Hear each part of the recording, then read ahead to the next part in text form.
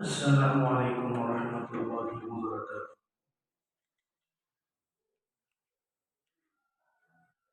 الحمدللہ الحمدللہ نحمده ونستعینه ونستغفره ونؤمن به ونتوکل علیہ ونعوذ باللہ من شرور انفسنا ومن سیئات اعمالنا ونعوذ بالله من شرور أنفسنا ومن سيئات أعمالنا من يهده الله فلا مضل له ومن يضلله فلا هادي له وأشهد أن لا إله إلا الله وحده لا شريك له وأشهد أن محمدا عبده ورسوله أما بعد فأعوذ بالله من الشيطان الرجيم بسم الله الرحمن الرحيم رضي الله عنهم ورضوا عنه صدق الله العظيم وقال تعالى أولئك الذين امتحن الله قلوبهم للتقوى رب اشرح لي صدري ويسر لي أمري واحلل عقدة من لساني يفقهوا قولي اللهم صل على سيدنا محمد في أول كلامنا اللهم صل على سيدنا محمد في أوسط كلامنا اللهم صل على سيدنا محمد في آخر كلامنا۔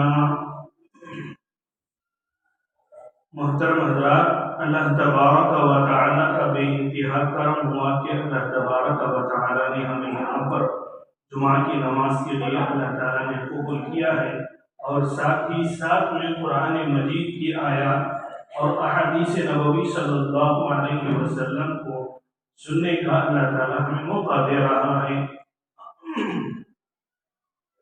محترم حضرات، گزشتہ جمعہ جو غار حرا کے بارے میں اور ساتھ ہی ساتھ میں قرآن مجید کی ابتدائی آیت کے بارے میں بتایا گیا تھا، اور اس جمعہ میں اصحاب صفہ کے بارے میں بتایا جائے گا، اور آخر میں ہمارے مساجد کی حفاظت ہم کیسا کریں، ہمارے مدارس کی حفاظت ہم کیسا کریں، اور ہمارے جو دینی درسگاہیں ہیں اور دینی خانقاہیں ہیں ہمیں ان کی حفاظت کیسا کریں، اس کے بارے میں بھی بتایا جائے گا۔ محترم حضرات، سب سے پہلے میں نے آپ کے سامنے بتانا یہ ہے کہ دین اسلام میں سب سے پہلا مدرسہ جو مسجد نبوی کے اندر موجود تھا، جس کو ہمیں آج کہہ رہے ہیں اصحاب صفہ۔ اصحاب صفہ اسے بھی بولتے سو کہ وہاں مسجد نبوی صلی اللہ علیہ وسلم کے زمانے میں ایک جگہ چھوڑی ہوئی تھی، جیسا کہ ہمیں یہاں پر خاص طور پر جو بھی حضرات ہیں، چھوٹے بچے ہیں، ان کو بیٹھنے کے واسطے الگ جگہ ہوتی ہے، آخری صف ہوا کرتی ہے، ویسا مسجد نبوی یعنی مدینہ مسجد میں تو صحابہ کے دور میں ایک جگہ تھی، اس کو اصحاب صفہ کہا جاتا ہے۔ وہاں دنیا کا سب سے پہلا مدرسہ چلا تھا، اور اردو میں اصحاب صفہ کہتے ہیں، وہ جو زبان ہے، اور آخر میں اس کا مطلب کیا ہے؟ اصحاب صفہ اس کو چبوترا کہتے ہیں، ایک جگہ ہے جو بیٹھنے کی جگہ، وہاں پر تعلیم و تربیت ہوا کرتی ہے۔ اللہ کے نبی صلی اللہ علیہ وسلم کے دور میں ہجرت کر جب مدینہ آئے تو ان کی اونٹنی کھڑی تھی ایک جگہ، جس جگہ پر آج مسجد نبوی ہے، وہاں پر اونٹنی کھڑی تھی۔ وہ اونٹنی کی جو جس جگہ کھڑی تھی وہ جگہ دو بھائیوں کی جگہ تھی، تو اللہ کے نبی صلی اللہ علیہ وسلم وہ دور میں 10 دینار دے کر جگہ خرید لی، خود خرید لی۔ اللہ کے نبی صلی اللہ علیہ وسلم ہو سکتا تو اسے ہدیے میں مانگ سکتے تھے اور اللہ کے گھر کے واسطے تشکیل بھی کر سکتے تھے، پھر نہیں کرا، خود اس کو رقم دے کر، اس کی جگہ کی رقم دے کر پورا اس کا معاملہ ختم کر دیا۔ اور یہاں پر دیکھو محترم حضرات، آج کل ہمیں جس جگہ پر مساجد بنا رہے ہیں اور جس جگہ پر ہمیں خانقاہیں بنا رہے ہیں، جس جگہ پر ہمیں دینی مراکز قائم کر رہے ہیں، سب سے پہلے موجودہ جو دور گزر رہا ہے، سب سے پہلے ہمیں کاغذات کی صحیح رکھنا چاہیے۔ اللہ کے نبی صلی اللہ علیہ وسلم گزر جا کر 1400 برس ہو گئے، پھر بھی اللہ کے نبی صلی اللہ علیہ وسلم کیا کرتے تھے کہ پورے امت کو بتا کر چلے گئے کہ مفت میں جگہ نہیں دی جاتی، کہ ان کو بھی ان کی جگہ کی قیمت دی جاتی، تو قیمت دے کر وہ جگہ کو خرید لیے اور اس جگہ پر مسجد بنائے، اور اس کے بعد ایک چھوٹا مدرسہ قائم کریں۔ تو اصحاب صفہ نہیں بولوں گا، مدرسے کا نام ہی میں لوں گا، تو وہاں پر قائم کریں۔ آج بھی وہ جگہ قائم ہے۔ وہ جگہ میں کیا کرتے تھے صحابہ اکرام، وہ جگہ پر کیسا استعمال کرتے تھے؟ محترم حضرات، آج کل کے دور کے مدارس ہم دیکھے ہیں کہ ہمارے بچے کو چھوڑ کر آ گئے، پھر رمضان بقرعید کو بلا لے کر آ گئے۔ ایسا تھا، یہ اب بھی ایسا ہی چلا جا رہا ہے دور میں۔ وہ دور میں نہیں، جو صحابہ جو ضعیف تھے، کمزور تھے، جن کے بیوی بچے نہیں تھے، جو یتیم تھے اور جو جن کے گھر و بار نہیں تھے، کچھ کام نہیں تھا، وہ مدرسے میں بیٹھ کر تعلیم حاصل کرتے تھے۔ تعلیم حاصل کرنے کے بعد اللہ کے نبی صلی اللہ علیہ وسلم جس جگہ پر ان کو بھیجتے تھے، جس جگہ پر ضرورت پڑتی علم دین کی، جس جگہ پر کلمے کی ضرورت پڑتی، جس جگہ پر نمازیں پڑھانے کی ضرورت پڑتی، جس جگہ پر دین پھیلانے کی ضرورت پڑتی، تو یہ اصحاب صحابہ جو وہ دور میں جو وہاں پر بیٹھ کر پڑھتے تھے، وہ ایک ایک صحابہ کو روانہ کر دیتے، فلاں جگہ چلے جاؤ، وہاں کی ذمہ داری آپ سنبھالنا، وہاں کے لوگوں کو اسلام کی طرف دعوت دینا، وہاں کے لوگوں کو دین حق کی طرف بلانا اور ایک اللہ کی دعوت دینا اور آخری نبی صلی اللہ علیہ وسلم کے بارے میں ان کو بتانا، یہ تھا مقصد۔ اور محترم حضرات، جتنے جو مدارس قائم ہیں اور جتنے جو دینی درسگاہیں قائم ہیں، یہ اصحاب صفہ کے شاخے ہیں، یہ اصحاب صفہ کے یہ شاخے ہیں، یہاں سے نکل کر چلے گئے ہیں۔ اور محترم حضرات، وہ دور میں جو پڑھانے والے معلم تھے ہمارے نبی صلی اللہ علیہ وسلم، طلبہ تھے صحابہ، پڑھنے والے کون تھے؟ صحابہ تھے وہ دور کے، اور پڑھ رہے ہیں، کیا پڑھ رہے ہیں؟ دنیا میں سب سے زیادہ پڑھی جانے والی کتاب قرآن مجید کو سیکھ رہے ہیں اور احادیث نبوی صلی اللہ علیہ وسلم کو سیکھ رہے ہیں۔ اور تاریخ کے اندر لکھا ہے، وہاں پر قیام کر کر رہنے والے صحابہ 70 صحابہ تھے، جن کی دیکھ بھال آج ہمیں مدارس کے اندر دیکھا کرتے ہیں کہ مدرسے میں کھانے کی جگہ الگ ہوتی ہے، سونے کی جگہ الگ ہوتی ہے، اور ضرورت کی جگہ الگ ہوتی ہے، کھیلنے کی جگہ الگ ہوتی ہے، طلباء کو جگہ جگہ تقسیم کر دیتے ہیں۔ وہ دور میں جس جگہ پر صحابہ بیٹھے تھے، آج بھی اللہ ہمیں توفیق دے اور کل بھی توفیق دے اور آخری سانس تک بھی اللہ ہمیں توفیق دے، تو وہ جگہ ضرور ہمیں دیکھیں گے کہ وہ جگہ کتنی تھی، وہ جگہ کتنی تھی محترم حضرات۔ اسی لیے وہ صحابہ اکرام وہاں پر سیکھتے تھے، اور بعض صحابہ وہاں پر رہنے والے تھے، بعض صحابہ پڑھ کر جانے والے تھے۔ اور کون سے عمر میں پڑھے؟ 7 سال، 8 سال، 9 سال، 10 سال کی عمر میں نہیں، ان کی زندگیاں ختم ہو گئے تب تک پڑھے ہیں۔ آج کل ہمیں قرآن کے اوپر نظر اٹھا کر دیکھنے کے لیے تیار نہیں، معلم تیار ہے پڑھانے کے واسطے، پڑھنے کے واسطے طلبا تیار نہیں۔ وہ دور میں اللہ کے نبی صلی اللہ علیہ وسلم کے دور میں، آج تو ہمیں کلاس کا وقت ہوا کرتا ہے، 1 گھنٹہ ہوا کرتا ہے، پونا گھنٹہ ہوا کرتا ہے، آدھا گھنٹہ ایک کلاس کا وقت۔ اللہ کے نبی کے دور میں کوئی کلاس کا وقت ہی نہیں، رات میں آ گئے، تمام صحابہ جمع ہو گئے، پڑھنا شروع ہو گیا، اور جب اللہ کے نبی صلی اللہ علیہ وسلم آتے پڑھاتے چلے جاتے، بعض صحابہ تجارت کرنے کو جاتے تھے، وہ صحابہ وہاں سے آ کر دین کو حاصل کرنے کی فکر سے گھر کو آ جاتے، اور گھر سے مسجد نبوی میں آ جاتے، جس جگہ پر وہ مدرسہ قائم تھا، صفہ مدرسہ، وہاں پر بیٹھ کر دین کی تعلیم حاصل کرتے، اور حاصل کرنے کے بعد ہم تجارت کو گئے تھے۔ اس درمیان میں اللہ کے نبی نے جتنے احادیث بتائے ہیں، ہم کو بتاؤ، ہم اس کو یاد کریں گے، لوگوں تک پہنچائیں گے۔ یہ جذبہ تھا صحابہ کا، اور یہ جذبہ ایمانی تھا، اور جذبہ ان کو قرآن سیکھنے کا ایک جذبہ تھا، اور دنیا میں اور قریوں میں پھیل گئے صحابہ اکرام، اور بہترین قرآن پڑھنے والے زبردست قرآن نکلے وہ زمانے کے صحابہ اکرام۔ اور دیکھیے محترم حضرات، 70 صحابہ تھے۔ آج ہمارے مدارس میں کھانے کا انتظام، پینے کا انتظام اور رہنے کا انتظام، اور ساتھ میں ان کو کھیلنے کے واسطے تمام کے تمام چیزیں دے رہے ہیں، پھر بھی ہمارے طلبا نہیں پڑھ رہے ہیں، اور پھر بھی ہمیں دینی تعلیم حاصل کرنے کے واسطے ہمیں مدارس کو نہیں بھیج رہے ہیں۔ وہ دور میں 70 صحابہ تھے، ان کا کفیل کون تھا، ان کا اناج دینے والا کون تھا، اور ان کو کھانا کھلانے والا کون تھا؟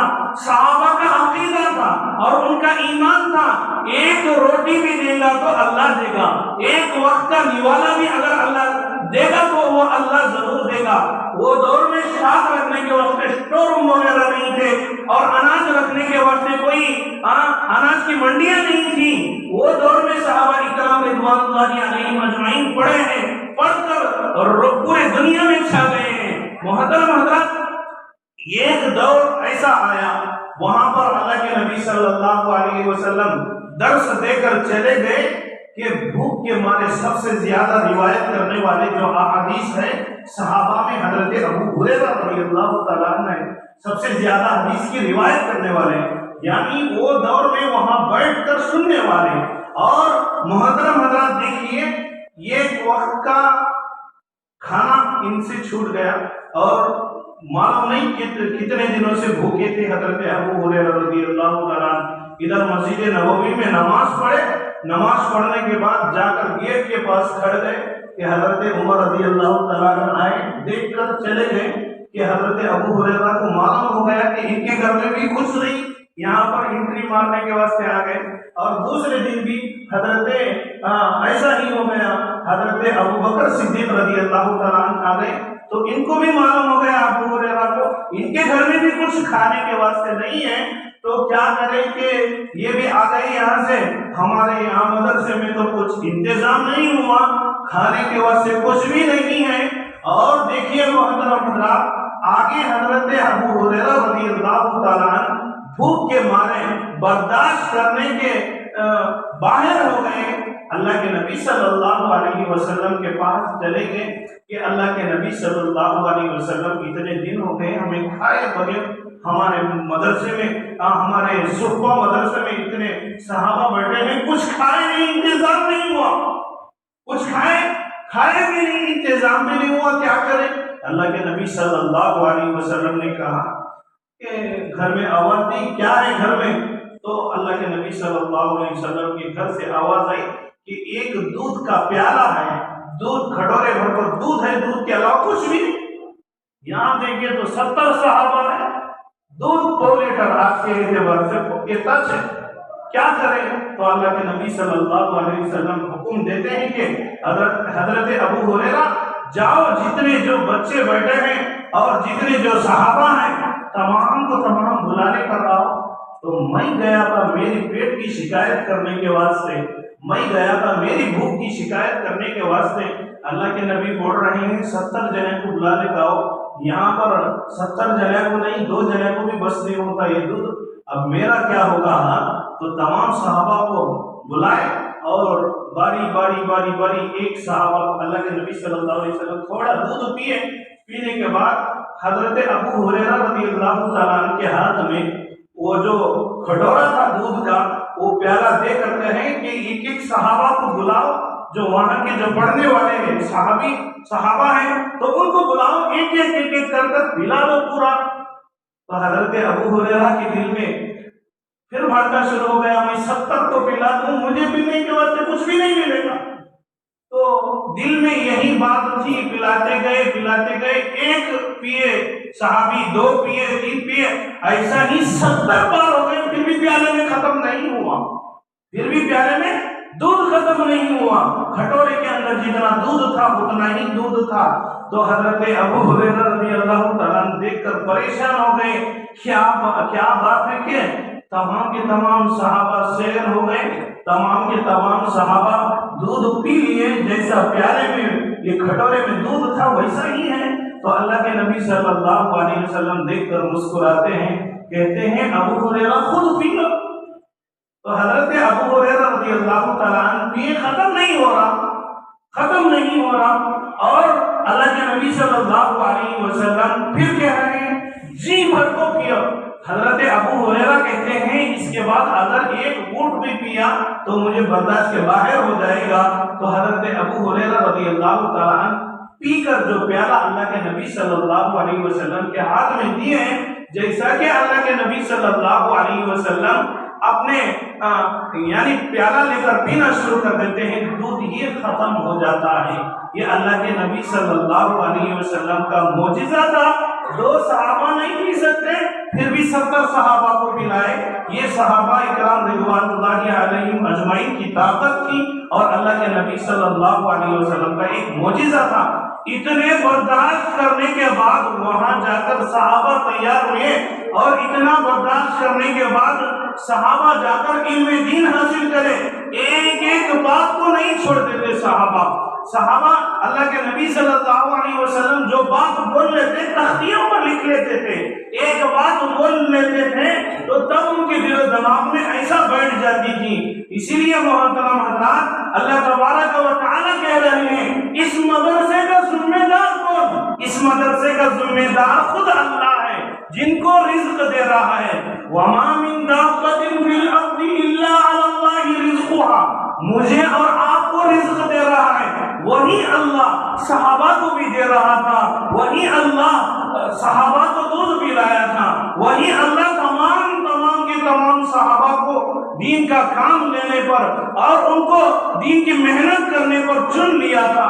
وہ دور میں بہت سارے تھے جن کو اللہ چاہا چن لیا، ہمارے درمیان بہت سارے ہیں، پھر بھی اللہ جسے چاہ لیا اسے جمعہ کی نماز کی توفیق دی، جسے نہیں چاہ لیا وہ نماز کی توفیق نہیں ملی۔ محترم حضرات، اور صحابہ اکرام رضوان اللہ علیہم اجمعین کی بہت بڑی ایک تعداد میں بچے تیار ہونے لگے اور صحابہ تیار ہونے لگے، اور مدرسے میں ایک قانون ہوا کرتا ہے، اسکولوں میں وغیرہ قانون ہوا کرتا ہے کہ بچے پڑھ گئے تو ان کا امتحان، ان کا ایگزام لینے کے واسطے تیاری کرتے ہیں، اور یہ مدرسے کی تیاری کون کرے گا؟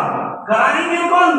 معلم ہے حضور صلی اللہ علیہ وسلم، معلم ہے ہمارے آقا، معلم ہے ہمارے نبی صلی اللہ علیہ وسلم۔ پڑھنے والے کون ہیں؟ صحابہ ہیں، اور ان کی نگرانی کون کر رہا ہے؟ خود اللہ کر رہا ہے، خود، جیسا کہ میں نے قرآن مجید کی آیت پڑھی ہے جس میں اللہ تبارک و تعالی صاف کہہ رہے ہیں قرآن مجید کے اندر، اس میں ممتحن میں ہوں گے، یعنی میں ہوگا، ان کا ممتحن کون ہوگا؟ میں ہوں گا۔ اللہ تبارک و تعالیٰ کہہ رہے ہیں ممتحن اسے کہتے ہیں جو ایگزام لینے والے رہتے ہیں، ان کو ممتحن بولتے ہیں اردو میں۔ تو وہ ممتحن کون ہوں گے؟ ہم ہوں گے۔ ایگزام کون لیں گے؟ اللہ خود لیں گے۔ ان کا پیپر کیا ہوگا؟ پیپر قرآن مجید کی میں نے جو آیت بیان کی تھی، ان کا پیپر وہ ہوگا اور ان کا جواب وہ ہوگا، ان کا تقویٰ ہوگا۔ ان کا جواب کیا ہوگا؟ ان کا تقویٰ ہوگا۔ آگے کیا کہہ رہے ہیں؟ اللہ تب امتحان ہو گیا، سب بھی ہو گیا اور کامیاب ہو گئے، سب ہو گئے، تمام کے تمام صحابہ کامیاب ہو گئے، اور کامیاب ہونے والے بچوں کو کیا دیا جاتا؟ انعام دیا جاتا۔ بچے جو جب پڑھ کر خوش ہو جاتے ہیں، 10 کلاس پاس ہو جاتے ہیں اور بہت رینک سے پاس ہو گیا تو اس کو ایوارڈ دیا جاتا ہے اور اس کو انعام دیا جاتا ہے۔ اللہ تبارک و تعالیٰ کیا انعام دے رہے ہیں؟ جیسا کہ قرآن مجید کی میں نے آپ کے سامنے آیت پڑھی تھی، رضی اللہ عنہم ورضوا عنہ، اللہ تعالیٰ کہہ رہے ہیں وہ میرے سے راضی ہو گئے، میں ان سے راضی ہو گیا، بس دنیا کا مسئلہ ختم، آخرت کا بھی مسئلہ ختم، کس کی کیا سفارش کی ضرورت؟ اللہ کے نبی کا دامن ان کے پاس تھا اور قرآن مجید کی ہتھیار ان کے پاس تھی، سب کچھ تھا، اور وہ رضی اللہ عنہم ورضوا عنہ بن گئے، اور سب کچھ ہونے کے باوجود بھی ہم نہیں پڑھ رہے ہیں، سب کچھ ہونے کے باوجود بھی ہمارے سامنے قرآن مجید بھی موجود ہے، ہمارے سامنے پڑھانے والے بھی موجود ہے اور سمجھانے والے بھی موجود ہیں، ہم نہیں سمجھ رہے ہیں۔ ہم سمجھنے کا آخری وقت کب آئے گا؟ ہماری دونوں آنکھیں بند ہو جائیں گی اور تب ہمیں سمجھیں گے، اس کے علاوہ سمجھانے والے آئیں گے بہت سارے، ہمیں نہیں سمجھیں گے۔ اسی لیے محترم حضرات، ہمیں قرآن مجید کی اور خاص طور پر ہمیں مدارس کی اور علم دین حاصل کرنے کی ہمیں کوشش کریں۔ شیخ الہند رحمۃ اللہ علیہ جنگ آزادی کے اندر لڑے ہیں، بہت بڑے اللہ والے ہیں، وہ ان کو جیل میں بند کیا گیا، جیل میں بند کرنے کے بعد رمضان کا وقت آ گیا، اور کیا کریں کہ حضرت رمضان کا وقت آ گیا، کون بھی یہاں حافظ صاحب نہیں ہے، سبھی مولانا لوگ ہیں، گھروں میں پڑھانے کے واسطے کیسا انتظام کریں گے؟ تو ان کے شاگرد ایک تھے، ان کو کہنے لگے تو حضرت آج شام سے انتظام ہو جائے گا، عمر کتنی 60 سال، عمر کتنی 60 سال عمر، ادھر کہہ رہے ہیں حافظ صاحب کا انتظام، کون آئے گا جیل میں نماز پڑھانے کے واسطے؟ کون آئے گا جیل میں تراویح پڑھانے کے واسطے؟ وہ شیخ الہند رحمۃ اللہ علیہ کے دور میں تو ایک ان کے شاگرد تھے اور کہہ رہے ہیں صبح سے لے کر شام تک ایک ایک پارہ، دن میں ایک پارہ حفظ کر لیتے اور تراویح میں پڑھنا شروع کر دیتے۔ ادھر رمضان بھی ختم ہو گیا، ادھر حافظ صاحب بھی بن گئے، رمضان بھی ختم ہو گئے، ادھر حافظ صاحب بھی بن گئے۔ کتنی عمر؟ 60 سال، 60 کو 5 سال 50 سال ان کی عمر۔ تو ہماری عمر میں ہمیں بھی علم دین حاصل کرنے کی ہمیں کوشش کریں، اور ساتھ ہی ساتھ میں ہمیں خاص طور پر میں نے عنوان کے اندر بتایا تھا مساجد کی حفاظت ہم خود کیسے کریں، مساجد کی حفاظت ہم خود کیسے کریں؟ تو ہمیں نمازیوں سے کریں، ہمارے مساجد کو نمازیوں سے بھرائیں، ہمارے مساجد جب کھچاکھچ بھر جائیں، اس کی مجال نہیں کہ ہمارے مساجد کو ہاتھ لگائیں، اس کی مجال نہیں ہمارے خانقاہوں کے اوپر غلط نگاہ دیکھیں، اس کی مجال ہے کہ ہمارے دینی مدارس کے اوپر نظر رکھیں۔ تو ہمارے مساجد خالی ہو گئے، تو ہمارے مساجد میں حی علی الصلاۃ حی علی الفلاح اگر پڑھا جائے تو ادھر دوڑنے کی بات کر رہی ہے اور شریعت ادھر بلانے کی بات کر رہی ہے، تو ہم آ رہے نہیں۔ اگر ہم آئے نہیں تو ہمارے مساجد ویران پڑیں گے، ہمارے مساجد ویران پڑیں گے تو دوسروں کے قبضہ ہو جائیں گے۔ اس لیے ہمیں ہمارے مساجد کی حفاظت کرنے کا سب سے پہلا ذریعہ یہی ہے کہ ہمیں 5 وقت کی نماز کو ادا کریں۔ اور جیسا کہ بڑے بڑے اللہ والے فرماتے ہیں، اور ایک گزشتہ 2 سال پیچھے میں نے آپ کو ایک بات بتائی تھی، سہارنپور کا بہت بڑا ایک فساد ہوا تھا، وہ فساد میں ایک اللہ والے کہے ہیں حکمت کی بات، لڑائی نہیں جھگڑا نہیں کچھ بھی نہیں، حکمت کی بات، حضرت یہ سالوں سے لڑائی شروع ہو گئی، اس کا انتم کیا ہے، اس کا آخری درجہ فیصلہ کیا ہے؟ حضرت نے کہا آج جمعہ کا وقت ہے، جاؤ سب کو مسلمانوں کو ٹوپی پہنا کر مسجد کو ایک ساتھ آنے کو کہو، ایک ساتھ آنے کو کہو۔ جیسا کہ ادھر مؤذن صاحب نے سہارنپور میں اذان دینا شروع کرے تو مسجد میں جیسا اذان شروع ہو گئی، ادھر گھروں سے پورے مسلمان ٹوپیاں ڈال کر نکلے، کس کی مجال کہ ان کو روکا جائے، کس کی مجال ان کو روکا جائے، کس کی مجال ان کو مسجد سے جانے سے روکا جائے، اور تعداد دیکھ کر ہٹ گئے، تعداد دے کر وہاں کا فساد ہی ختم ہو گیا، ایک ٹوپی کے بلبوتے پر فساد ختم۔ اسی لیے محترم حضرات، ہمارے جتنے جو مسائل ہیں نماز کے ذریعے سے ہی حل ہو سکتے ہیں، اس کے علاوہ کوئی چارہ نہیں، اس کے علاوہ کوئی چارہ نہیں۔ اور ایک زبردست واقعہ لکھا ہے، اگر میں ہی کھڑ کر ایک مرتبہ جمعہ کے دن اذان دے دیا جائے تو ایک مرتبہ اذان ہو گئی تو اذان ہو گئی، اذان ہو گئی، ہمیں خاموش ہو جاتے ہیں۔ اگر دوسری مرتبہ اور ایک مرتبہ میں اذان دیا، مولوی صاحب کا کیا سر خراب ہو گیا کیا؟ 2 ٹائم اذان دے رہے ہیں، تو ایک ٹائم اذان دیے بلا رہے ہیں اللہ کی طرف، نہیں ہمیں آنے کے واسطے تیار نہیں ہے، اور ہمارے پاس 2 اذان ہو گئی تو مولوی صاحب کا سر خراب ہوا کہتے دیکھنے کے واسطے سب آ جاتے ہیں۔ اسی لیے محترم حضرات ہمیں کیا کریں، نمازوں کو پابندی کریں، اور ہمیں کیا کریں، ہمارے مساجد کو آباد کریں، اور ہمیں کیا کریں، ہمارے خانقاہوں کو آباد کریں، ہمارے دینی مراکز کو آباد کریں، اور ہمارے مدارس کو آباد کریں۔